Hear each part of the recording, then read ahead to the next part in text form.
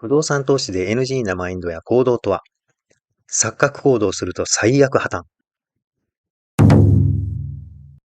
今回の動画では、初心者不動産投資家が陥りやすい NG 行動についてお話ししていこうと思います。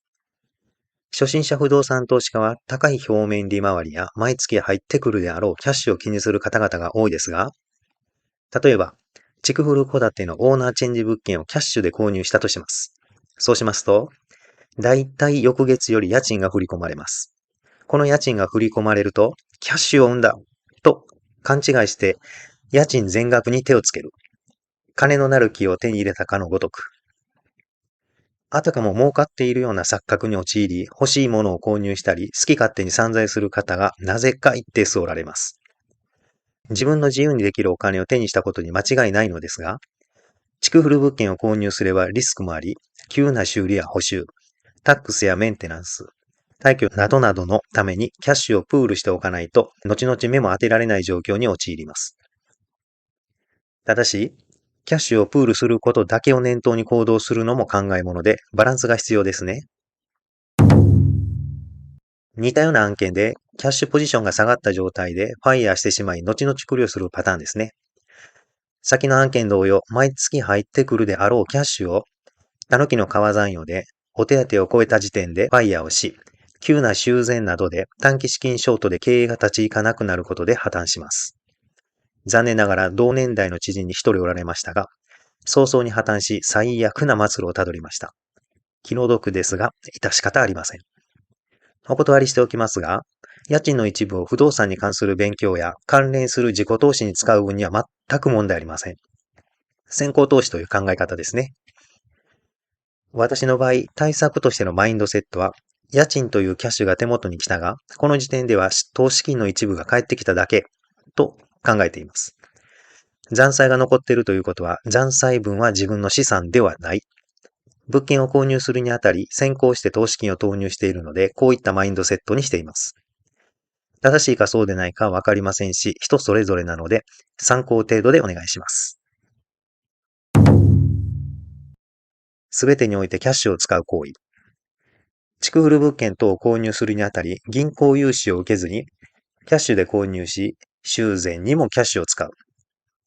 確かに、物件購入や修繕をするときに、いちいち融資を引いてしまうのは何かと面倒ですし、キャッシュを使う方が手っ取り早いのですが、事業拡大を念頭に進めていく上では問題があります。と言いますのも、手元キャッシュを使いますとポジションが下がり、その後、いい物件があった時に融資を引く段階で金融機関から少しキャッシュを入れてほしいと話が来た場合、キャッシュを入れられないと行き詰まり、融資を断られ、拡大できなくなります。融資を引く上ではどうしても1割ないし2割のキャッシュを入れないと金融機関はあまりいい顔をしてもらえません。過剰なリノベーション。入居者さんのことを考えてリノベーションを施すのはいいのですが、過剰なまでのリノベーションを施しても短期的に家賃で回収できなければ過剰な DIY は行わない方が良い。事業として入居者さんのことを考えるのはいいのですが、そこは経営なので家賃で回収するのに時間がかかるほどのリノベーションは考えもの。例えるなら、私が住むならこの設備はこれが欲しい、あれも欲しいなど、採算度外視の過剰なまでのリノベーションを施す。確かに考え方としては全く間違ってはいないのですが、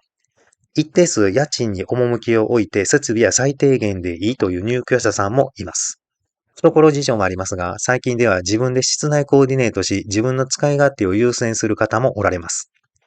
経験上、そこそこの年齢の方が多いように思います。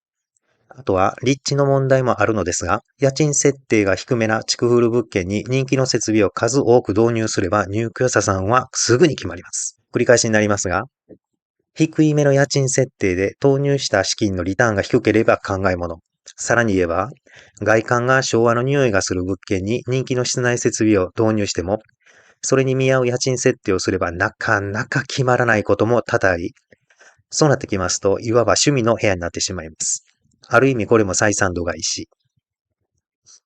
その他の物件で利益が潤沢に確保できていれば、次につながる何かを発見したり、ひらめいたりすることもあるので、趣味の部屋が良くないとは言いません。過剰に DIY に趣を置く。これは私も経験しましたが、築古空き家を1万円で購入し、DIY で何とかしようと試みたのですが、予定の30日間を大幅に超えて約60日間かかってしまいました。というものです。原因の一つに、庭にある雑草や樹木の撤去を甘く見ていました。ある程度大きくなった樹木があると撤去もそうですが、予想もしていないことも出てきて想像以上に手間がかかります。放置空き家なので、小動物、イタチやハクビシン、いわゆる害獣が住み着いて、軒下に小さい穴が開いていたり、害獣駆逐にも予想外に時間を要しました。念のために言っておきますが、駆除ではなく駆逐です。樹木に関しても意外と根っこは太く、しかも長いし苦戦します。人一人で何とかなる問題でもありません。巷でよく見かける2トン車の荷台に乗せている小型の重機、いわゆるユンボですね。あれくらいの重機が必要ですね。まあこれに関しましては私の見積もりが甘かったのと、やってみようという好奇心がありすぎたパターンでした。良い経験でしたが、機械損失も大きかったですね。自分自身が楽しいという側面もあるものの、DIY で丸々1日を費やし、何日も時間をかけるのも考えもの。実際私がかけた時間を平たく表現しますと、ごく普通のサラリーマンが土日をフルに使って 7.5 ヶ月分かかる計算です。そうしますと、家賃5万円かける 7.5 ヶ月イコール37万5千円の家賃収入の機械損失。ここまで機械損失をかけるなら職人さんに依頼する方が賢明かと。これが時期的に引っ越しシーズンをまたぐとさらに機械損失が大きくなる。仲介の入っていただいた不動産屋にも心配されるほど時間がかかりました。営業マンに煽られて物件購入。良さげな物件の内覧に行くと、なぜか端目からせかされることがあります。投資物件に限らず、賃貸物件でも聞いたことがあると思います。営業マンあるあると言いましょうか。なんだかんだと言って早く決めないと、他の誰かに決められますよ。と、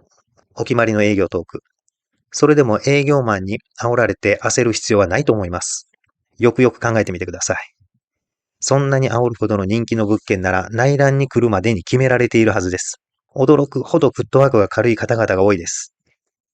たまたま運よく一番乗りで内覧できたとしても、一発キャッシュで購入できる方々が多い昨今、銀行融資で拡大を狙っている私には勝ち取れる確率はかなり低いと考えます。せかされたり、煽られるということは、見方を変えると営業マンの土俵にまんまと乗せられ、営業マンが優位になり、都合の良いペースでマシンガントークが来て、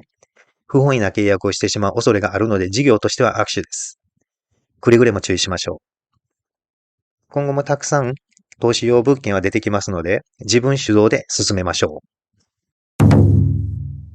いくつかお話しいたしましたが、参考にしていただければと思います。あとですね、皆さんの中にもこういったこともあったよとかございましたらコメント欄に書き込んでいただき、皆さんとシェアできればと考えていますので、コメント欄にお願いします。最後までご覧いただきありがとうございました。また次回もよろしくお願いします。